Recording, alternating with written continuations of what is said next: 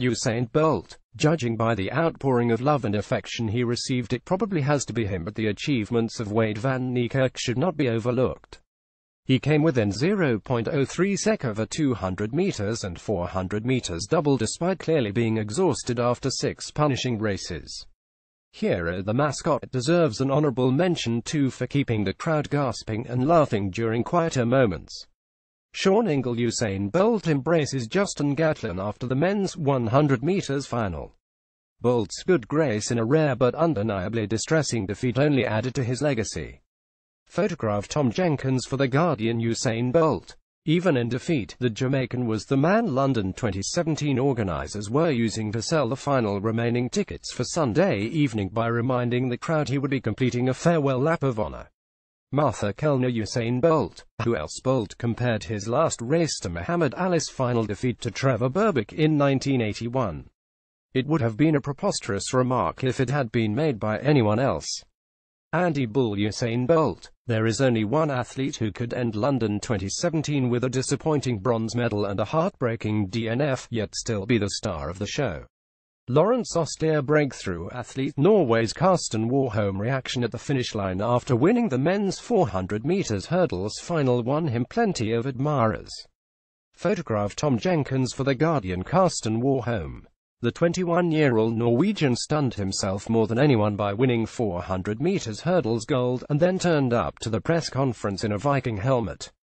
But Yulima Rojas, the brilliant Venezuelan 21-year-old triple jumper, who ended Katrina Bargan's quest to become the event's first 3-time champion after an epic duel in the sand, was another who had a breakthrough competition.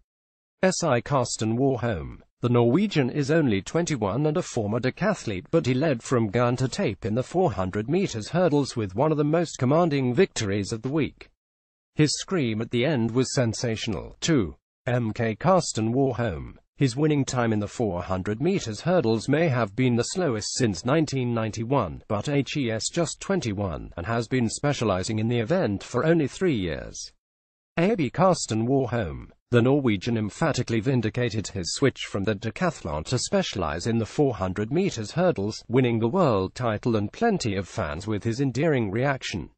Best Brit Mo Farah shows his delight after receiving his gold medal for winning the 10,000 meters final on day 1 of the World Athletics Championships. Photograph. Tom Jenkins for The Guardian. Mo Farah. It's hard to argue with him, given he won Britain's only 2 individual medals of the championships. However, that was expected. Dina Asher-Smith returning from a broken foot to come fourth in the 200 meters and then win a silver medal in the 4x100 meters relay certainly wasn't. Especially as she started running again only in June. Mo Farah. He has carried the British squad since the World Championships in 2009 and did so again as the only individual medalist. His 10,000 meters gold was arguably his hardest fought so far. Mo Farah. Given no one else won an individual medal, the competition is not stiff. It's a great shame he still thinks that attacking the press is the best way to respond to questions about his career. Mo Farah. There were several impressive performances, but only one athlete brought home an individual gold medal, and he did it in typically convincing style.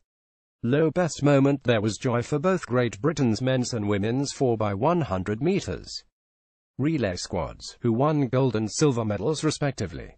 Photograph. Tom Jenkins for The Guardian. Best is the wrong word, but probably the most thrilling moment came in the men's 4x100 meters.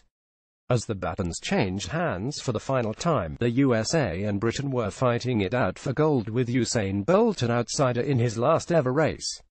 As the crowd wondered whether the Jamaican might produce a fairy tale finish, he dramatically pulled up with cramp before collapsing onto the track, leaving Britain's Nathaniel Mitchell-Blake to pip Christian Coleman for the gold. Great Britain's 4x100 meters gold, because after years of bungled baton changes and tension behind the scenes, they finally got it wonderfully, exhilaratingly right. The unconfined celebrations, where they were joined by the overjoyed women's 4x100 team, were magnificent. It was a perfect example of talent maximization, a team greater than the sum of its parts. Sally Pearson's victory in the 100 meters hurdles was particularly good to watch, especially given that she missed the Olympics last year because she tore a hamstring. It was a great race too, in which she had to overhaul Kendra Harrison and then hold off Dawn Harper-Nelson. Pearson's first remarked that was bloody hard. AB having just won silver themselves, the British women's 4x100 meters quartet inadvertently created another memorable moment as they watched the male teammates from trackside. Standing beside their American conquerors, they screamed GB's men around the London Stadium before bursting into manic celebration as Nathaniel Mitchell-Blake brought home gold. Low worst moment: Isaac Makwala of Botswana runs a solo heat of the men's 200 meters following his unfortunate exclusion from the heats in the 400 meters final. Photograph Tom Jenkins for The Guardian. The conspiracy theories.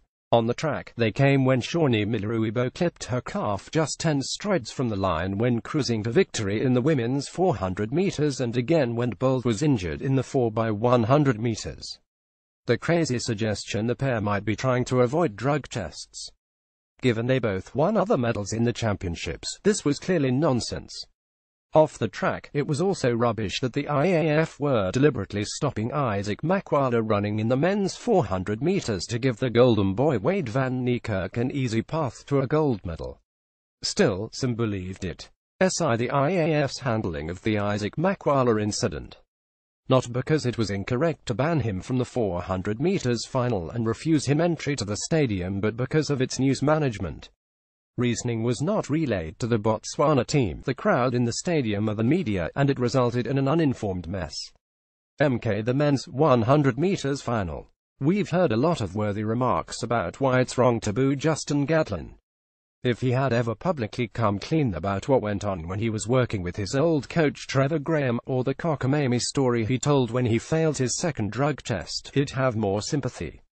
There were several reminders of the dangers inherent in athletics, none more so than Deborah John's horrific headfirst crash into the fifth barrier of her 100 meters hurdles heat.